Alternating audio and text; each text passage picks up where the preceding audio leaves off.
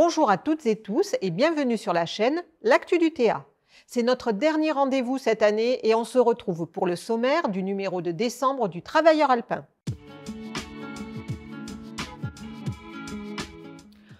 On fête cette année ses 116 ans. Elle n'a jamais été autant détournée, trahie, caricaturée et reste pourtant d'une actualité brûlante. Vous avez deviné?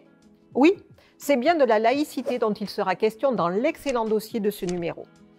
Pour faire le point sur cette philosophie politique, la parole est donnée, entre autres, à Éric Favé, président départemental et vice-président national de la Ligue de l'enseignement. Un dossier instructif et salutaire alors que la campagne présidentielle bat son plein et que toutes sortes de tartuffes profitent de la confusion actuelle pour dénaturer son sens. Décembre sera aussi l'occasion de revenir sur l'évolution du dossier de la clinique mutualiste de Grenoble. Sous la menace d'une préemption, le nouvel opérateur, DocGestio, a consenti à un accord confidentiel censé encadrer la reprise, tandis que le dossier poursuit son chemin devant les tribunaux. Le magistrat des référés a ainsi estimé que les conditions de cette reprise restent, je cite, « sérieusement contestables ».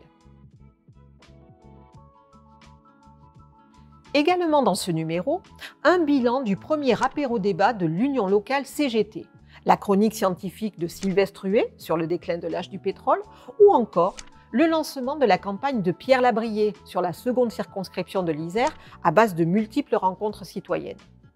Tout ça, et beaucoup d'autres choses encore, c'est dans le numéro de décembre du Travailleur alpin.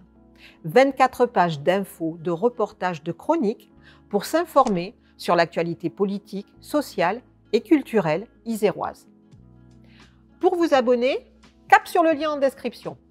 Et pour faire connaître cette vidéo, comme d'habitude, likez, partagez et laissez-nous un petit commentaire.